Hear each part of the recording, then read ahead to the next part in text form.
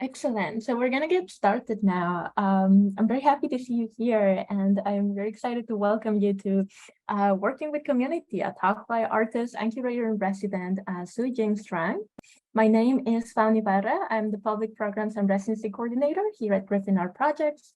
And we're very excited to welcome you to this event. And before I proceed with any housekeeping notes, I would like to acknowledge that our work takes place on the traditional, ancestral, and unceded territories of the Squamish and Tsleil-Waututh nations, to whom we are deeply grateful.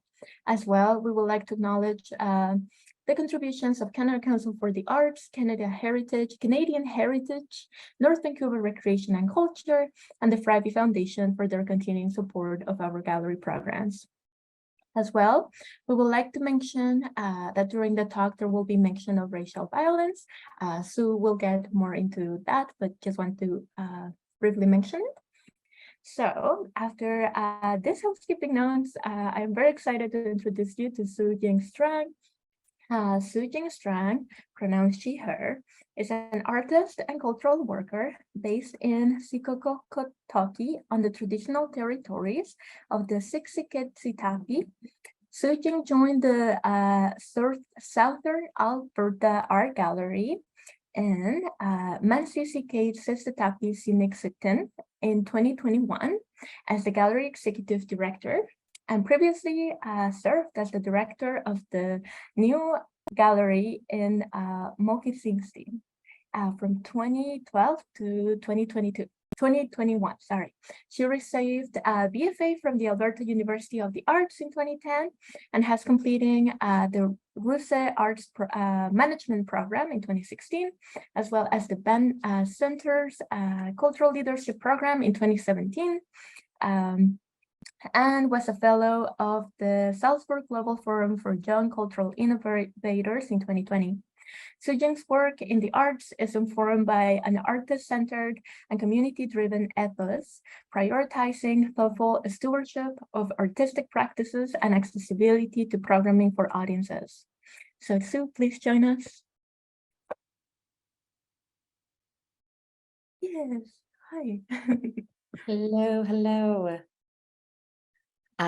Thank you so much for that lovely introduction, Valna, and to Lisa for the invitation to participate in this residency and share more about my recent research and work with you all today.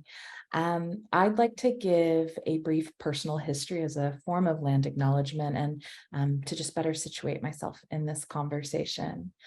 So I'm a mixed race, second generation Chinese American settler who was born in Tocobaga, Udzita, Pohoi, and Makoso territories in the Tampa Bay region of Florida. My maternal line is ethnically Chinese, with my maternal grandparents immigrating separately from China to Malaysia, although there's some timeline and geographical gaps in my grandmother's migration. My paternal side comes from mixed European settler background, including Scottish, German, and English. And my parents met in Sungai Petani in the Kedah state of Malaysia in the 1970s. And after marrying, they moved to the States in October of 1980. My mom thinks October 5th, not 100% sure, to live with my paternal grandparents in their small town of Pekin, Illinois. After my parents had gotten back on their feet, they relocated to Chicago for a time, later escaping the cold and the wind by moving to Valerico, Florida, where my brother, sister, and myself were born. I've since lived across multiple territories over Turtle Island before arriving in Mohkinstsis or Calgary, Alberta in 2006. In 2022, as you just heard, I relocated a few hours south to Sikohkotoki, which is the Blackfoot word for the land on which Lethbridge, Alberta is located, home of the Siksikaitsitapi or the Blackfoot Confederacy. And funnily enough, a place very much known for its wind and cold, something my mother tried to save her future children from all those years ago. I'd like to acknowledge the Blackfoot Confederacy, including the Kainai, Piikani, Mskapi, Piikani, and Siksika First Nations, as well as Métis Nation of Alberta Region 3, and all Inuit, Métis, and Indigenous folks who call those lands home. For the last week, I've been at Griffin Art Projects in North Vancouver, and today I'm speaking with you from the unceded territories of the Squamish and Tsleil-Waututh nations, and I'd really like to express my gratitude for visiting this place and these nations' stewardship of these lands. So the structure for today's talk is going to have two fairly distinct parts. I'm going to start by sharing a recent past project, the last one I actually did while I was at the New Gallery, called Pulling Back the Paper, which will help illustrate some of my working methodologies, my ethos, research priorities, and things that continue to be areas of interest for me today. From there, I'll share a little bit about the research that I've really just begun here while at Griffin Art Projects over the past 10 days. So you'll have to bear with me as we dive into that area, as a lot of the material is still being digested. I'll also flag, and Fauna did as well, that this talk, particularly that second half, does discuss racial violence, stereotyping, the prominent use of a racist slur for Chinese folks, and white supremacy. I'll be avoiding the use of the slur during my talk, but it does appear in some of the archival documents that I'll share on my screen. So please do take the space and care that you need during this talk. I'll flag it again before I show those images on the screen, but know that the language, that racist slur, will be an image on the screen at a later point in this talk. Okay, so let's dive right in. Pulling Back the Paper. Pulling Back the Paper was an archival exhibition and research lab that gathered and shared the expansive histories of two intersecting communities from the New Gallery's past and present, the Calgary faction of the Minquan Panchayat and Calgary Chinatown. This interactive project invited community members to help build out the organization's archival materials related to these histories, addressing gaps found in the quote-unquote official institutional record. So I'm going to walk you through a couple of the reasons I began looking into these particular histories over the course of really my whole tenure of the New Gallery, but really coming to this critical juncture right before leaving in 2021, at the end of 2021.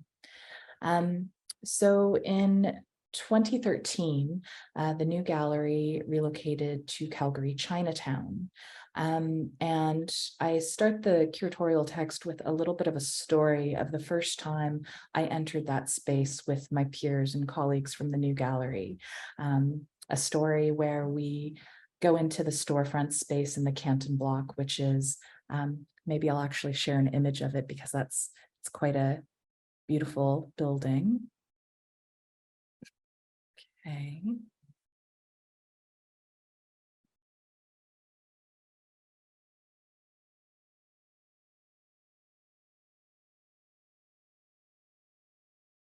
Okay, so that's a picture of 2/3 of the building, let's say. So the Canton Block was the first building in Calgary Chinatown, in this iteration of Calgary Chinatown, this being the third iteration of Calgary Chinatown. The building was built in 1910 and was made possible by a group of Chinese businessmen who came together, bought the parcel of land, not without much fraught discussion and pushback from the city and white settlers who were disinterested in seeing the kind of more permanent settlement from early Chinese settlers. So this building was built in 1910, and you know, some folks speculate that it still stands today because it had multiple owners, which allowed the building to not be sold and remain intact. So within this building, Suite 208, it had been vacant for a while, and we went to go see the space after our building, Art Central, which was just about 5 blocks south, was slated for demolition. When we went downstairs to the dirt basement of this building, we found it to be filled with some incredible material detritus, evidence of all the organizations, all the businesses that had really called this space home over the years. And for a group of artists at this Artist Run Center, it was really exciting. We were really thrilled to see the stacks of VHS and the books and the old store display materials, and we were really excited about that. The space turned out to be the right fit, what we were looking for the gallery's next home. And as we negotiated that lease, the 2013 flood happened in Calgary. This is a pretty devastating event that in particular hit Calgary Chinatown very hard. It's right there on the banks of the Bow River. We saw a lot of aging buildings, a lot of buildings with below grade units be flooded out. A lot of businesses have to close, and a period of kind of major disruption across the city, impacting thousands of folks. But in particular in Calgary Chinatown, we saw many of these businesses that weren't able to stay open following the flood. There was just so much damage. 208 Center Street South did not flood from above, but the sewer lines below backed up. And as a result, we hadn't quite taken possession of the space yet. The landlord's insurance company cleared out all the materials from that basement, floor to ceiling, stacks and stacks and stacks of information and history. Of course, we were disappointed, but that was life, and we ended up moving into the space in August. I don't know how long later it was. It could have been days. It could have been weeks, months. Really hard to say. I don't have an exact date, but I was down in the basement. We used it for a lot of prep storage and tools and materials, and was down there grabbing something.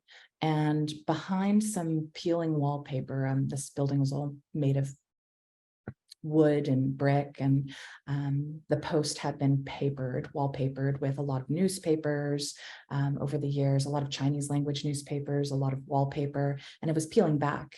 And I saw a piece of paper that was tucked inside of there, and I pulled it out, and it was the one last kind of remaining piece of clear evidence of the tenants who came before.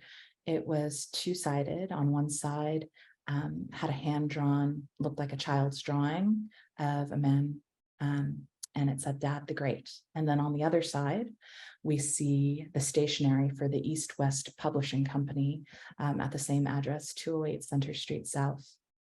I'll show you an image of that as well.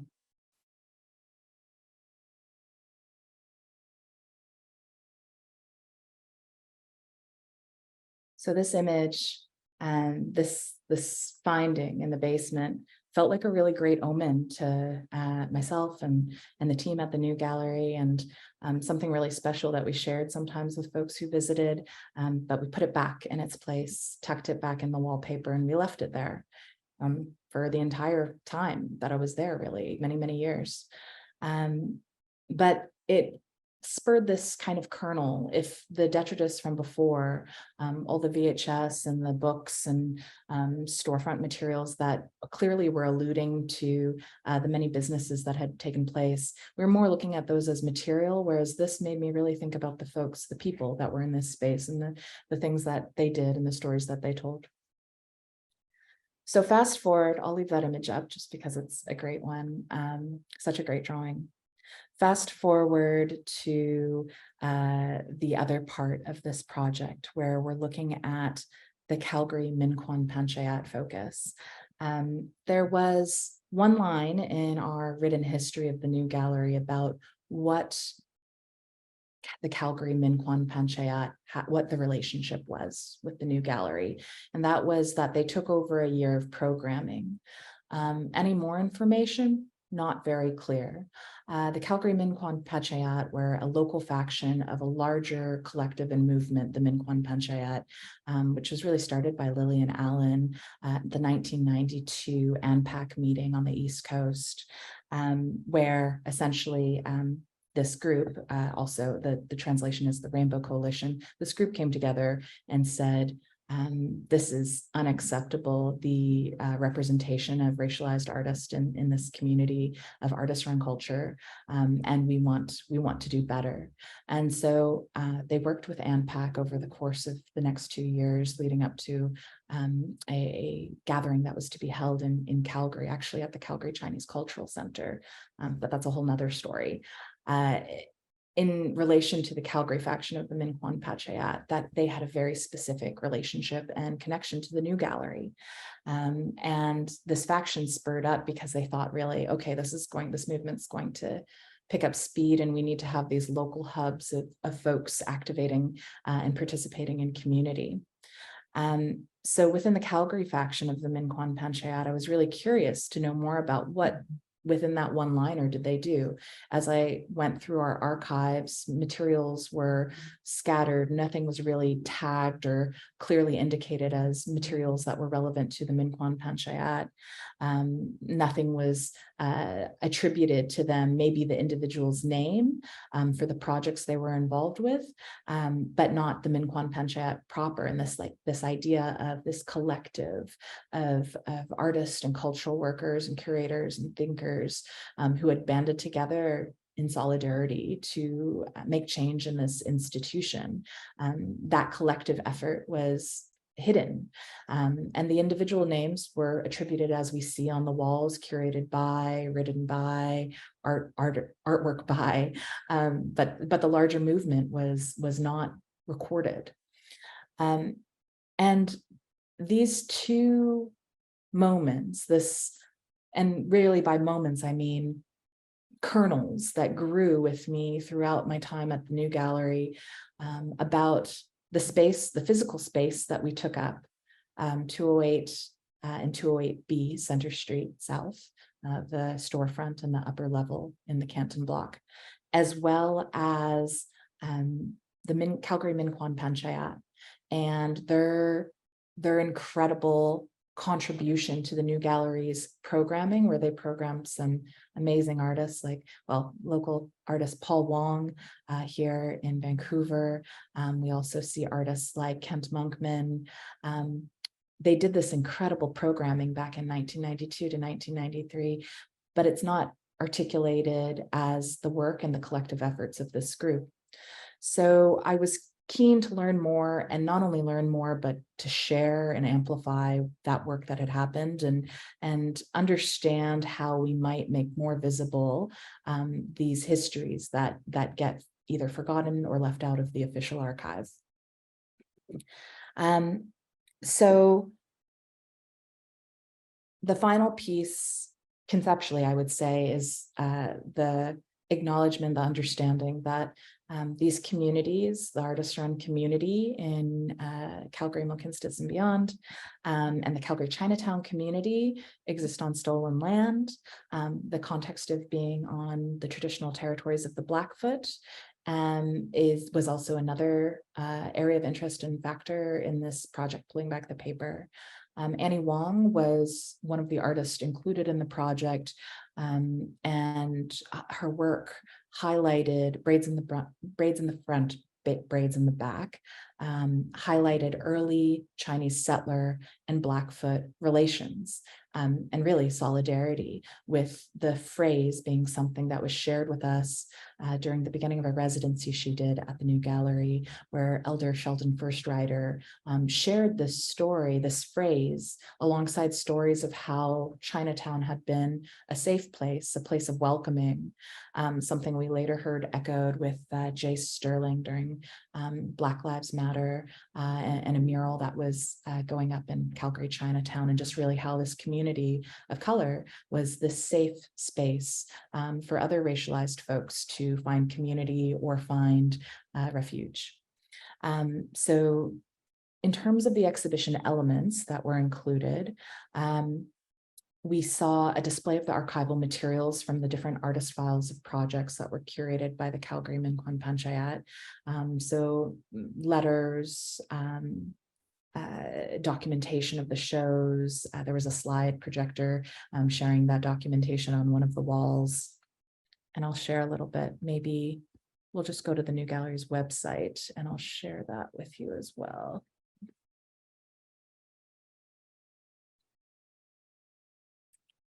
Okay.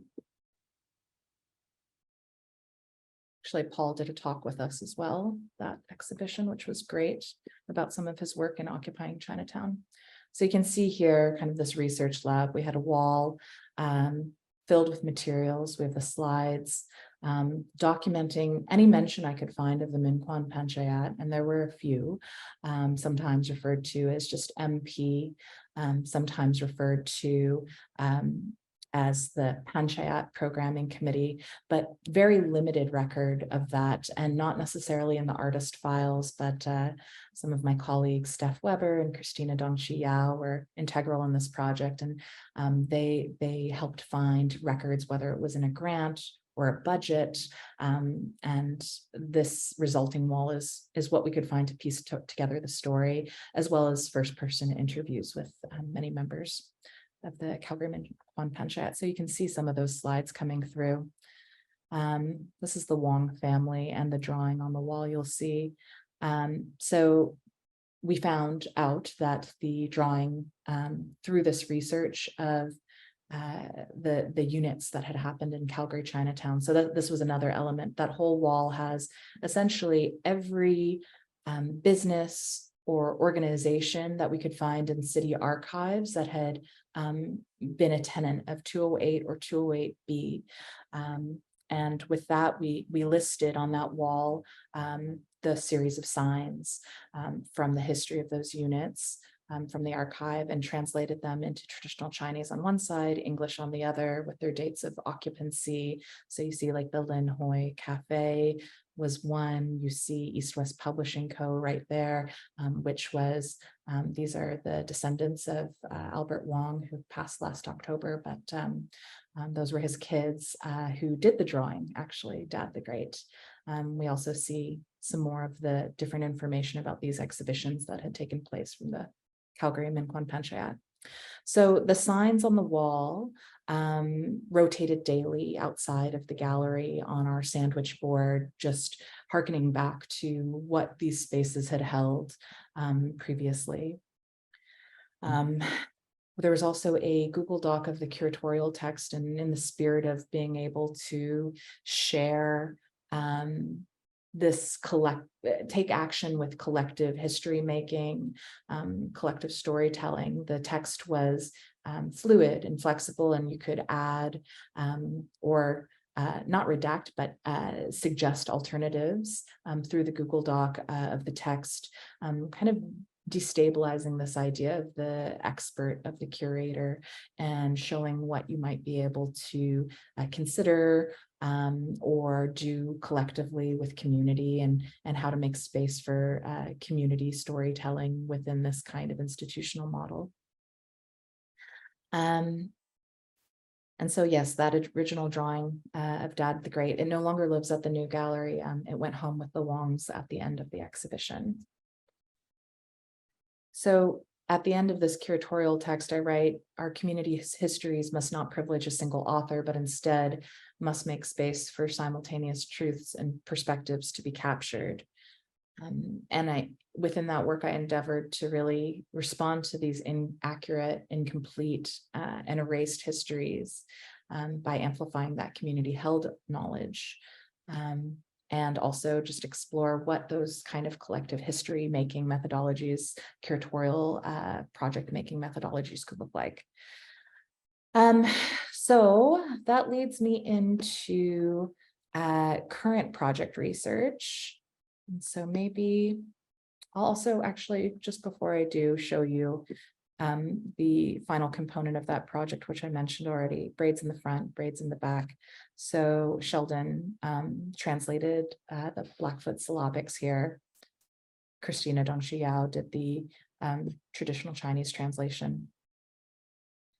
And this was one of Annie Wong's projects out of the Calgary Chinatown Artist Residency that was curated into the Pulling Back the Paper show.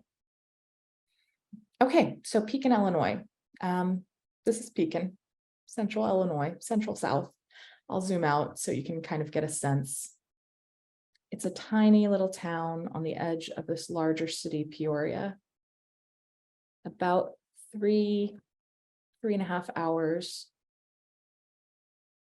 southwest of Chicago in Illinois.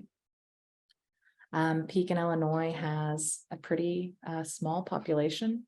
Last count in 2021, we were at 31,448. It's in Tazewell County, the US state of Illinois, of course, right along the Illinois River.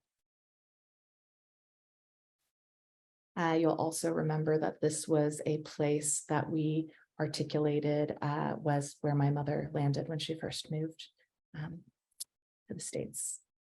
So just going to stop sharing for a minute. And go back to some other information before we share again.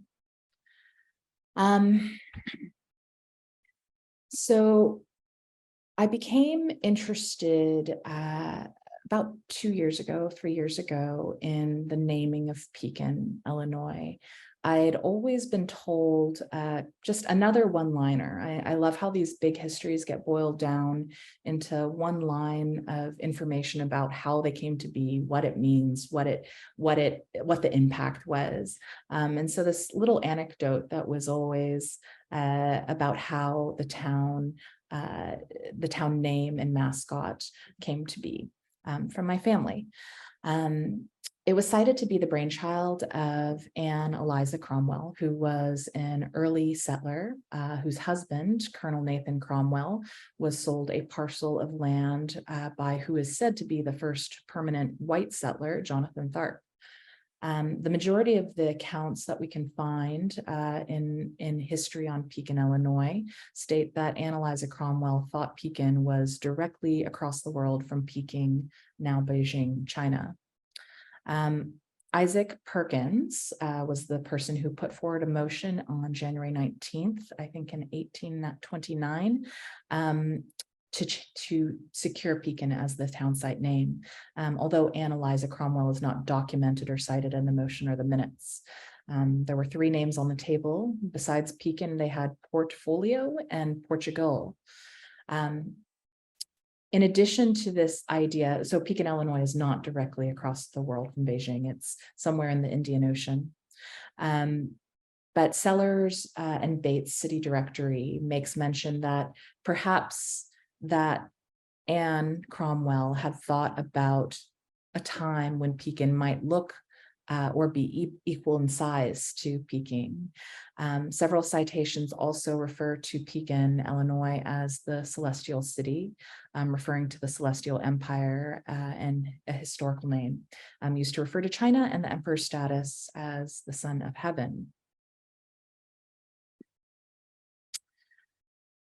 This naming resulted in the town adopting a Chinese or Pan-Asian identity and resulted in rampant Orientalism across the town, including everything from signage, architecture, one of the most notable being the Capitol Theater, which was quoted to make the most of Pekin's fanciful association with Beijing, then Peking, China. The theater was elaborately decorated inside and out like a Chinese pagoda and prominently displayed a Buddha statue.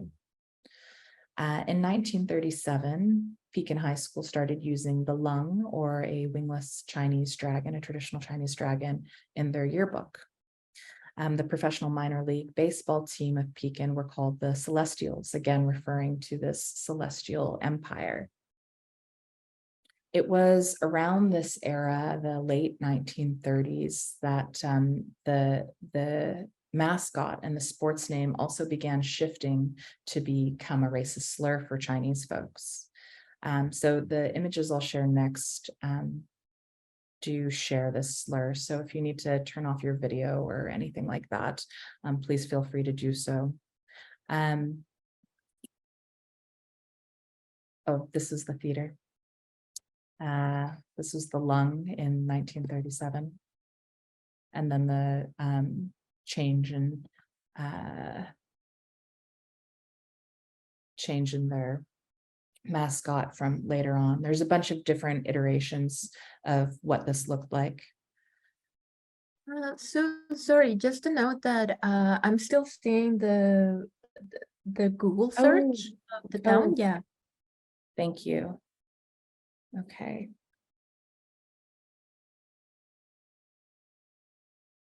All right, it should have changed. Yes, got it. Thank you. Thank you for letting me know. Sorry, it was paused. So the slur was first published in a newspaper in 1933 in association with Pekin. and may have had origins when the writer was giving a account of a game about an opposing football team, quote unquote, hitting a Chinese wall. Then a subheader about another game on November 2nd, 1933, begins referring to the team with this racial slur. The slur wasn't regularly used by the high school at the time, with the schools publishing primarily using the Reds. Red robots was mentioned once, and then the slur was also mentioned once, but predominantly they were using the Reds. It was more formally adopted by the school in 1938. The school paper started a column using the slur, the C-word chats. And then in the 1950s, a school-sanctioned mascot was introduced. These two folks, performing Yellowface, and their names I will show you here on another screen.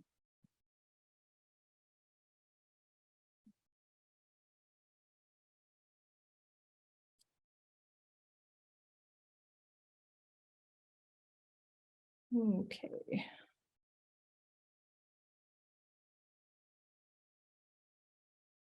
So, oops. Just lost it here. I'm so sorry. Give me a moment.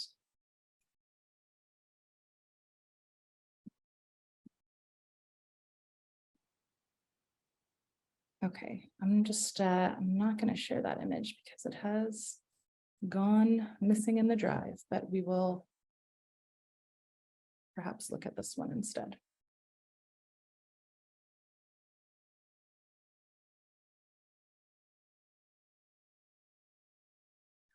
So they had these two mascots that they had, a male and a female, that would perform ceremony at the beginning of each game, something that was in later interviews captured as a very classy affair.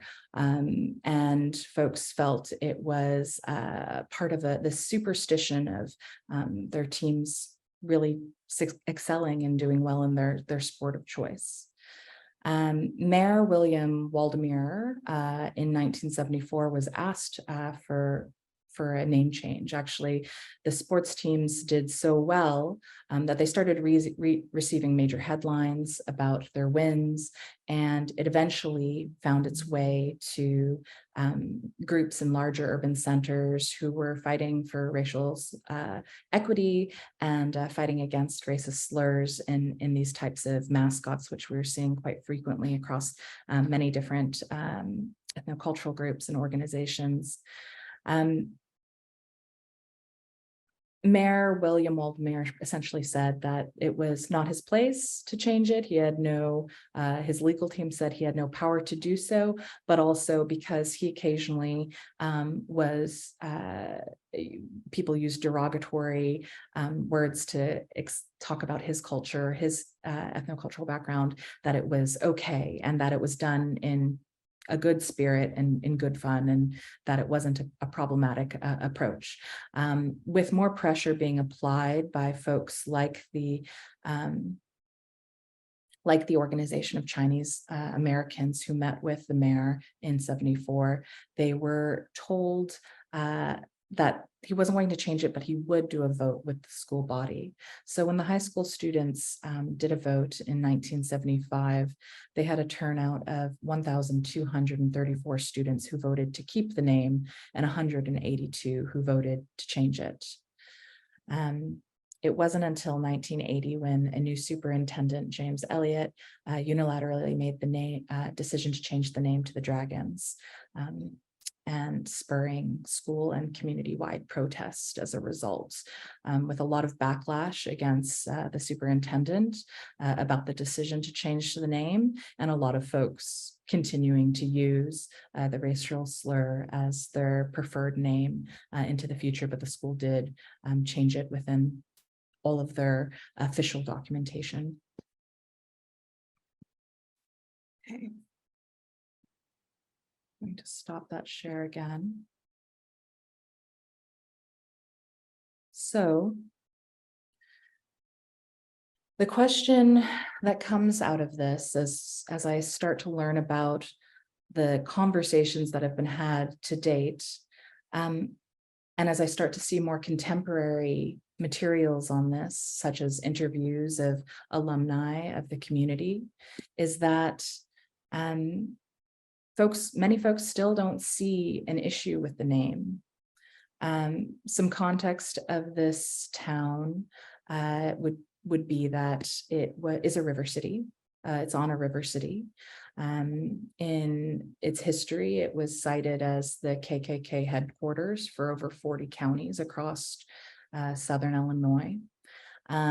It was considered a sundown town where Black folks knew to stay away, especially after dark. And I mean, the KKK had so much influence and power in this town that at one point they bought the Pekin Daily Times, the newspaper. The Capitol Theater that I mentioned was actually owned by one of the leaders in the KKK in that local faction. And the Pekin Times was bought by himself and two others. So the river towns also have a pretty dark history of being a place, as rivers were the highways of the day, where a lot of Black folks were kidnapped and sold back into slavery, or into slavery for the first time from Illinois, when they would be captured here in and around Peoria and Pekin. So there's a lot of history in the way that this place was settled and colonized that have led to a lot of intersecting major injustices for Black, Indigenous, and other racialized folks. All right, so we're getting to about the 40-minute mark here. So I want to just maybe share a couple more things before we open it up into questions that I'm wondering still, or that have impacted the impacts of this naming. So one being that back in 2019, kind of when I was getting interested in this racist history of this slogan and mascot, one of the things that triggered this was a family member gave some children at a dinner table a mug with the racist word and imagery on it, and gave them those mugs to drink from at dinner, with the not seeing any issue with it at all. This memorabilia is still rampant in this town. And when asked about it, they mentioned it was fine because the kids couldn't read yet. Another instance that has made me want to explore this, when I was in the library and archives pulling some of the newspapers for this down in Pekin, Illinois, is that this particular folder, they have lots of folders tagged on racism in Pekin, but this particular folder around the racial slur and the mascot is not tagged as racism. It's still not seen. It's seen as an issue, a significant issue in the town that was covered extensively and has a folder dedicated to it. But if you won't see it cross-tagged with anything else about racial equity or any acts of anti-racism efforts across the city, despite there being plenty of folders discussing that in the town's history. When I went to the most popular liquor store in town after a recent visit, very loudly and proudly, we still see a sign, Pekin, Illinois, home of the slur, shown and demonstrated from this likely alumni who owns this for the most well-rated on Google reviews, most well-rated liquor store in town. Yet no one sees issue with the fact that the first thing you see when you walk into the store is this sign. So the final thing that I'll note, which is still quite new, it's newer research, but it's also new in terms of processing, is the information, how the naming happened has a few additional stories that have come out in more recent research by academic Crystal Daggett and another historian, John Swenson. So there's some lines of thinking that have not yet been confirmed, but have a few articles have been published about it, that Crystal Daggett thought Pekin could possibly be coming from local indigenous dialect, a Kickapoo word meaning Pikitois, which means big muddy river. Historian John Swenson has also formulated a theory around the origin of Pekin from the Kaskaskia French dictionary, which early French trapper Jacques Legelier wrote this and compiled this dictionary, and that it could be a corruption of a Kaskaskian word. Pekemina is the word, meaning apple, persimmon, or other fruits. There's also a longer word, Pikemminakisichi, which means big, beautiful apples or place where there are apples. And it might have been in reference to the ample crabapple trees in the populated area. I've yet to find in this first kind of week digging in Indigenous scholars who are looking at the Miami and Illinois dialects that were used by this community, and if that has factual grounds or not. But it's interesting to kind of trouble that that story of someone with big dreams that this is going to be a big, bright, shining city, the celestial city in Midwest America and Illinois, rivaling Peking, China, or Beijing, China at the time.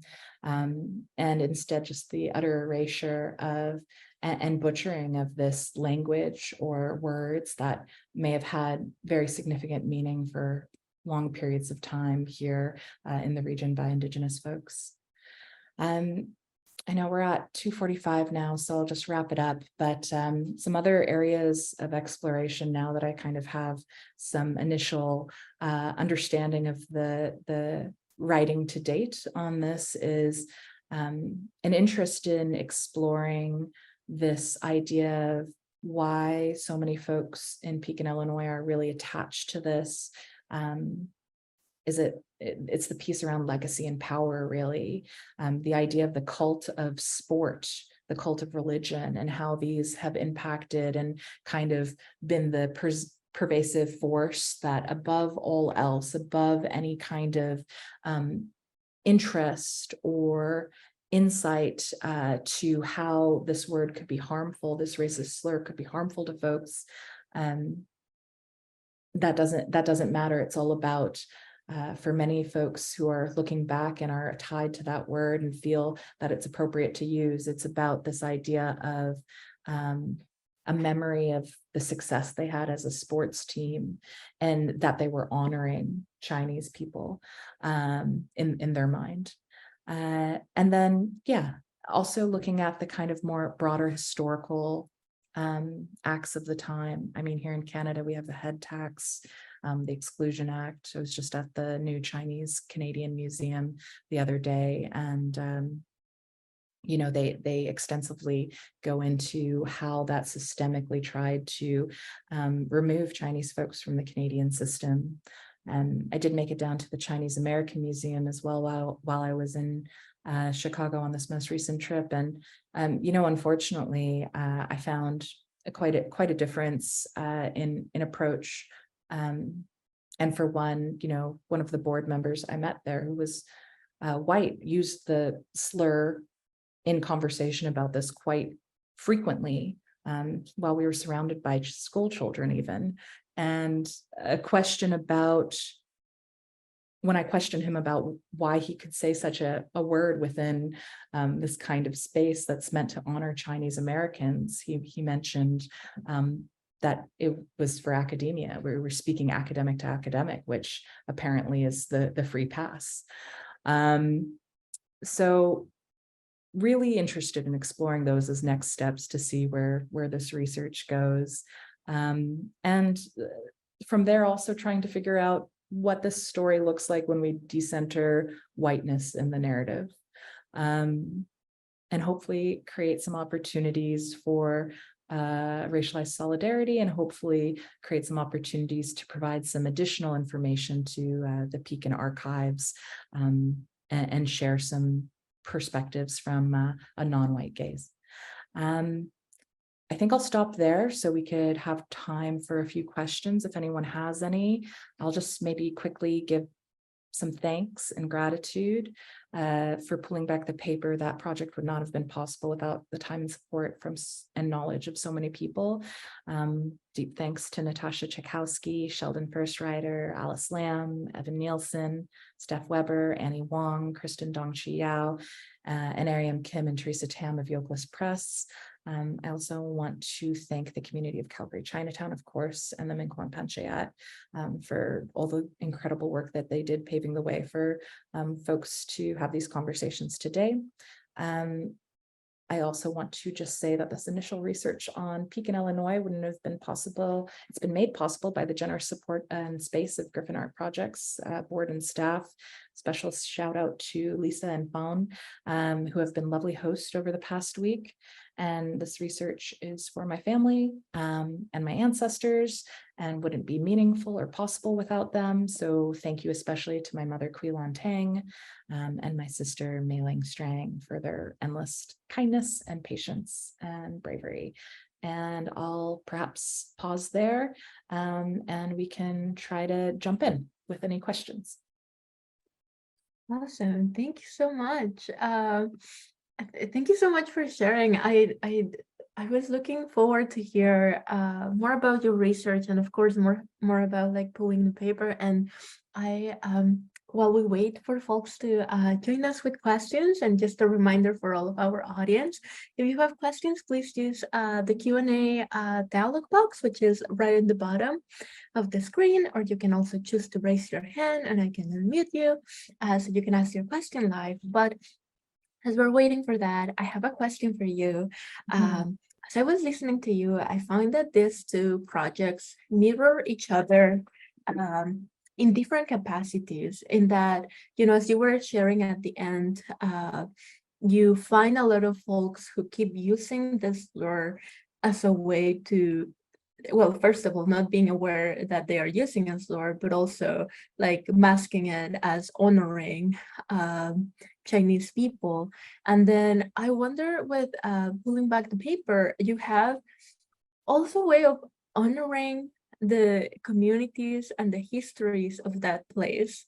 But of course, it's coming from a different ethos and a different understanding of what honoring is. So I want to ask you, what are the things that you do to honor the communities and the histories of the places in what you do? Yeah, that's a great question. Thank you. Well, I think a big piece is participation and space for making space for participation, active invitations for participation. And, you know, nothing without us, about us without us, right? That's the mandate. In Pekin, Illinois, we have, gosh, the last census data was from a while ago. I think 2010 is what I have on, at least within my record. Less than 0.5% of just all Asian folks in Pekin, Illinois. Less than 0.5%. So the Chinese population is obviously much smaller than that. Within some of the video records and interviews that we've seen from alumni since, you see one individual who's asked to comment on an entire community. We talked about this a little bit the other day, I think, actually. And they're asked to represent, is this okay? So there was one woman who, she was the only Chinese American in the school, in Pekin High School, during the time of this name change. And later in life, she's on record saying that she's like, oh, they came to me and they asked what I thought and if I was okay with it. And, you know, gosh, I mean, the amount of pressure she must have been going through. But regardless of the pressure, for one person to speak on behalf of so many people is just wildly inappropriate. So the idea for a multiplicity of voices and truths, knowing that even if someone has the same kind of cultural background, that they don't have homogenous experiences. There's this kind of complexity to experience that we have to make space for, and we have to understand that just because, you know, one person who's represented, who might have that certain background, whether it's age or gender or culture or ethnicity or what have you, is they can't possibly understand or speak on behalf of large swaths of people. And so I mean, when I think about honoring, I think it's about honoring, yes, individual experience, but knowing that that individual does not speak on behalf of everyone, and making sure that there's space for multiple voices.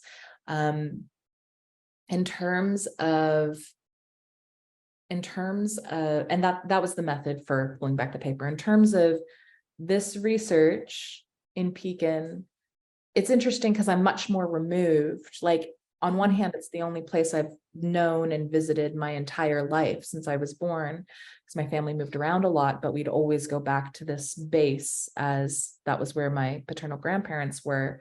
And so on one hand, I have this long-standing connection with this place, but on the other hand, I have this kind of disconnect because I don't live there.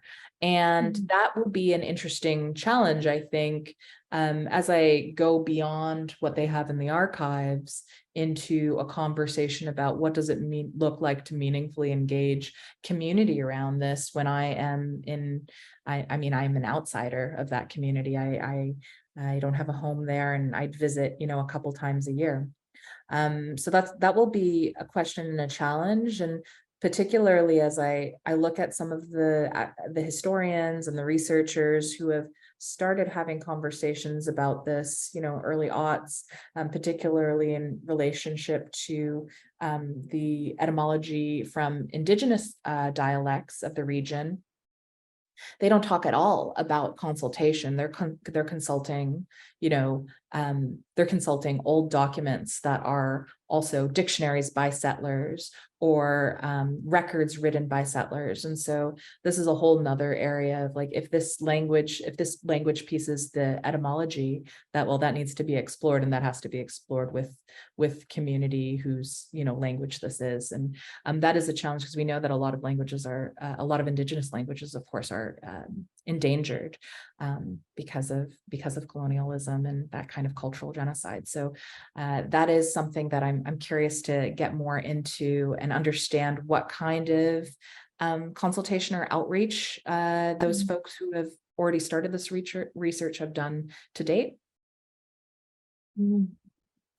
Yes, because as you were saying, like, there's an individual has like their own stories that are of course you seek to honor through your programming and your projects and your research, but there needs to be afforded like this multiplicity of stories that make up for a community, as well as the complexity of the individual and how their stories unwrap, especially in your town, like how like when you are introducing indigenous folks and indigenous language. I'm curious to know how you work with folks that do not necessarily belong to your community, but that you're making community with, that you're in relation with. What are your first approaches to that? Yeah, I mean, I do think it's relationship first. I don't know. I don't know if you can have one without the other. I feel like you have to begin with having some sort of base relationship to start from. I don't know if you can really properly collaborate or make anything really worthwhile or truly collaborative without having invested your time and energy in relationship making. And so, and I think that that's where the challenge is, because distance can be hard. We see, though, being able to kind of have relationships from a distance. I've always, for a very long time now, lived away from family, and I'm still able to maintain relationships, of course, but they're different, and there's kind of this kind of implicit base already there. But for new communities, there, you know, you need that rapport.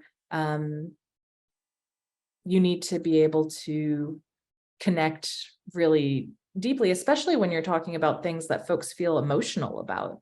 I think that a lot of I already know from a few of these interviews that a lot of folks feel really passionate or invested in the previous mascot, and feel perhaps maybe it's a sense of defensiveness around how their town was then being portrayed. There's one line from one of the not the chief economic officer, but the president of the economic development organization, who in his comments on this when it was in the 70s going to the mayor and stuff, was like, we just didn't want we didn't want there to be any kind of conflict or anything that could tarnish the town's reputation. This kind of Midwest hospitality, this Midwest kind of nicety, nothing, well, that's not in the quote, but that's kind of what I project on it, is like that it's taking away from this value or this perceived value that could harm the community or harm the town. And so, yeah, I think with those conversations, they're sensitive, and I don't think anyone would really want to have an open, honest conversation unless you had a relationship with them first. So that's where it starts. In Calgary Chinatown, it started with relationships for sure. I mean, this project didn't happen until the end of my tenure, and we'd been in Calgary Chinatown for 7 or 8 years by that point. Yeah. And maybe transitioning on what you were saying of like this attachment that folks have to the symbols. Lisa's asking a question. You can read the question in the chat instead of the Q&A. I'm just going to read it out loud for everyone to get a chance to hear it and for captioning purposes. So Lisa is saying, Sue, thanks for sharing this thoughtful and important new research. I wondered if you could comment more on the role of settler nostalgia being mobilized as a defense for the issues for white supremacists against supremacism. You have raised something we have seen throughout North America. Yeah.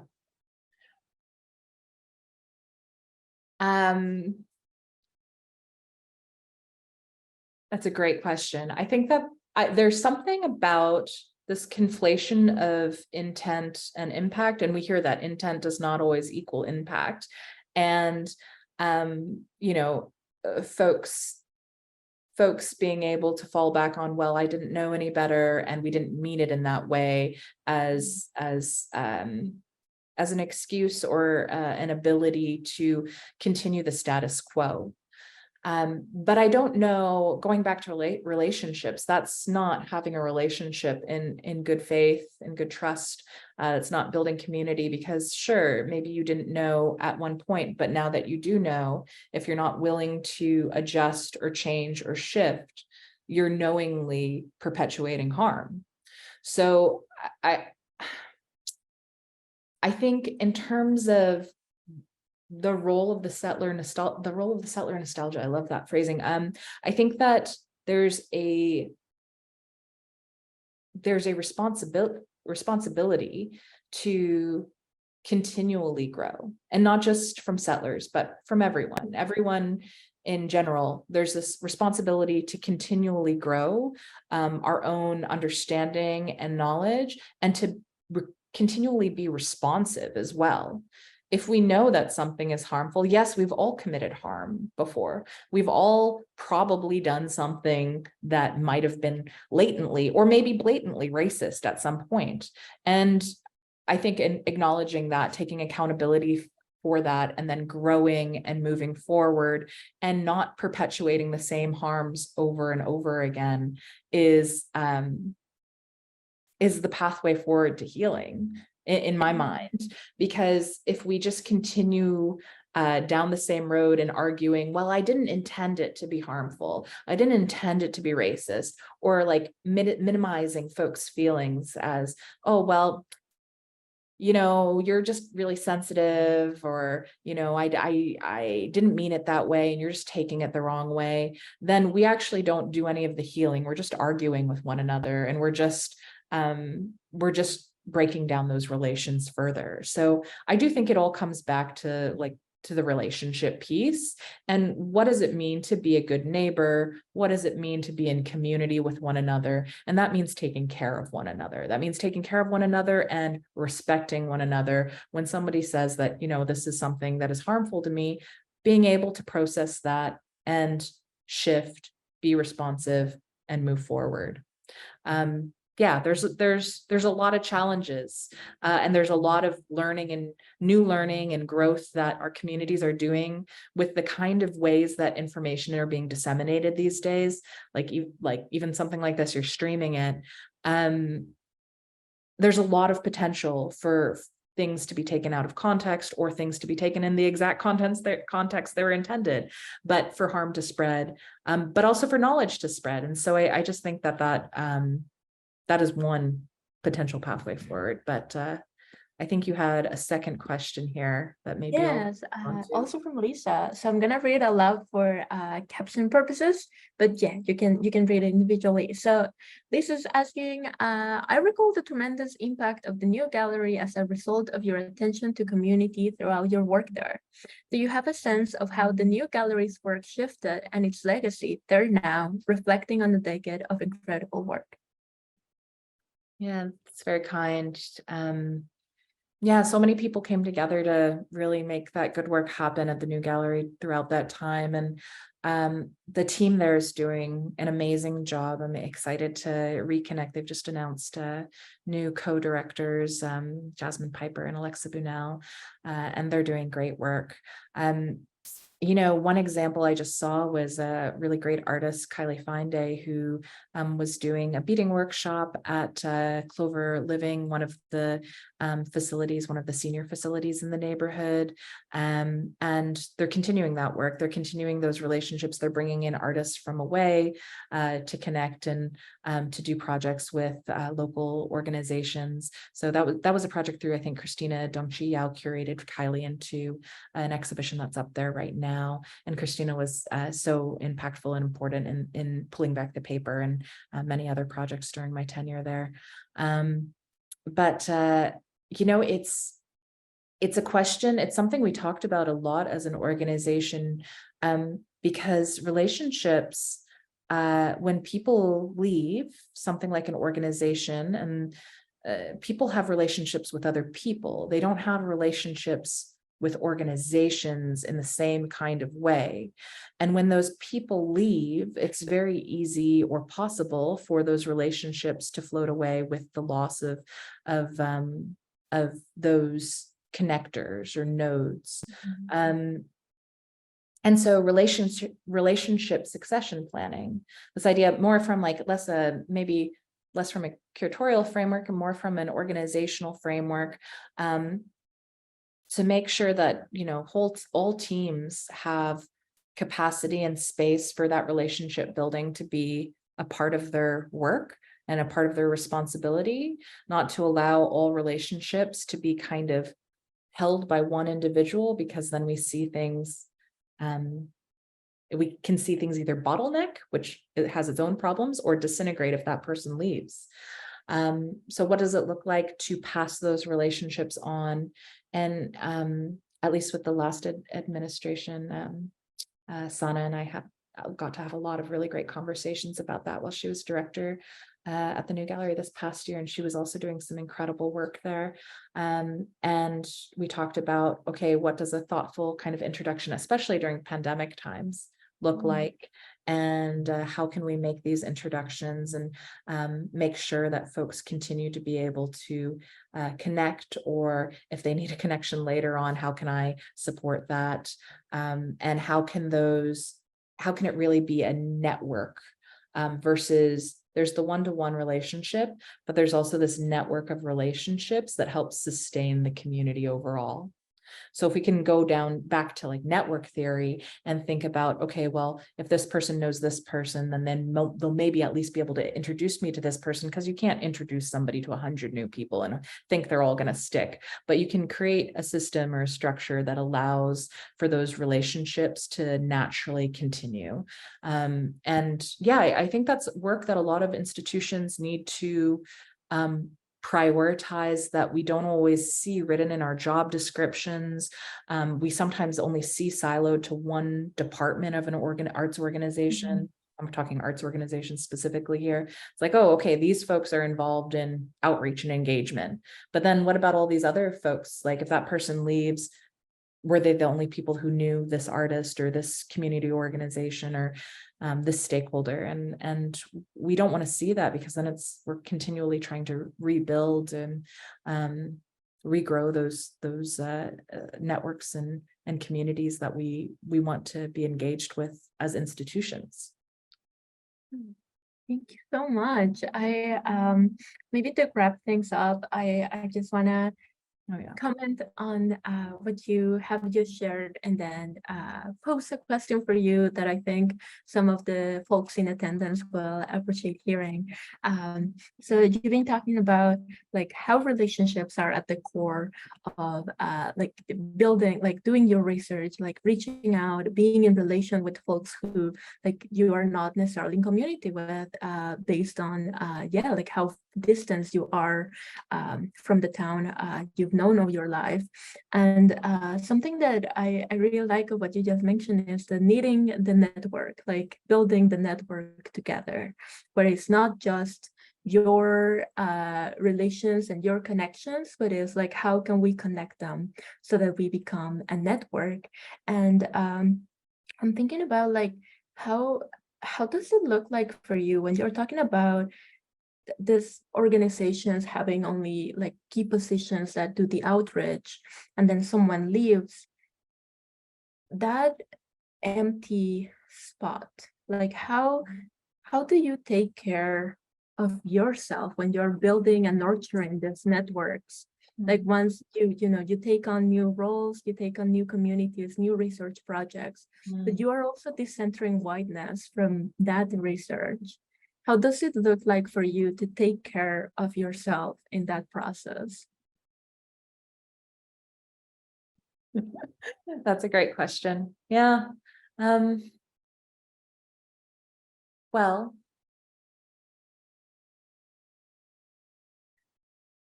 on one hand, I think community is kind of continually growing. Like I've moved to a different city now, but I still feel and maintain relationships from the previous geographical kind of locations and communities.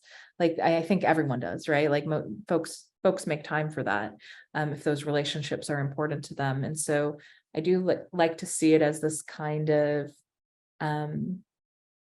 there's space for it to grow, and there's space for some relationships to maybe be a little dormant at some points when, perhaps there's no capacity, there's no energy. I can't remember where this little stat was floating about, probably in relation to social media followers and things like that. But a while ago, a couple of years ago, there was something like, oh, you can ever only really know 100 people.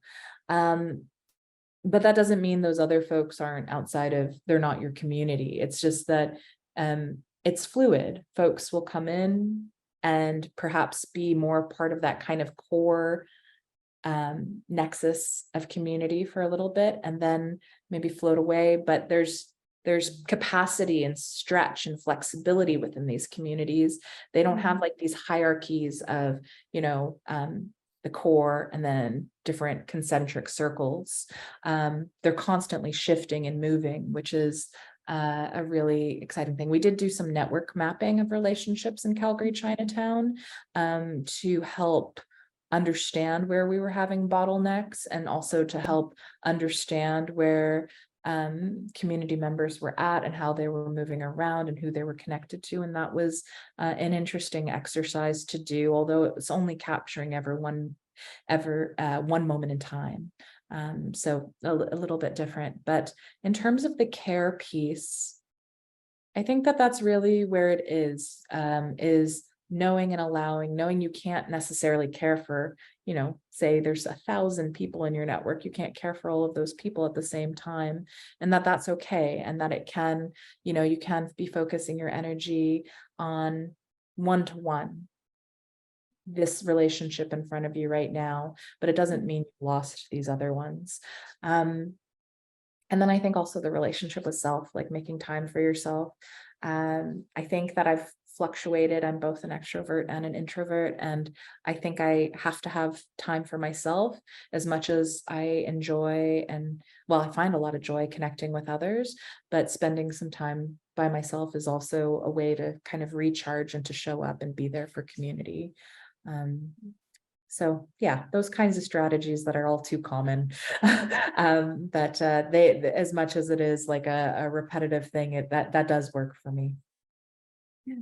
Thank you so much for your generosity in sharing your research, past projects, but also like sharing with us how is it that you build these networks, these connections, and like the care that you put into your projects. Like it also adds to them, and it yeah, and you're taking the time to spend time on one-on-one. I really like what you said of like focusing on this relationship in front of you, while also like, yeah, the way you care for yourself is the way you can show up for others. And I am very thankful for you. Do you have any final words before I outro us out? Just I want to say thank you to all the attendees for being here. If any of you have any questions or want to talk one-on-one about any of this, please, feel free to reach out to me. I'd be delighted to, I know a couple of you in the room, but if we haven't met before, would love to meet you. If you have questions about this research, you have concerns about this research, you want to trouble it with me, get into it. I'd love to talk with you more. Just let me know. And yeah, thank you so much for your time today. Yeah, it was such a pleasure having you here. And yeah, we'll see each other next time. Bye.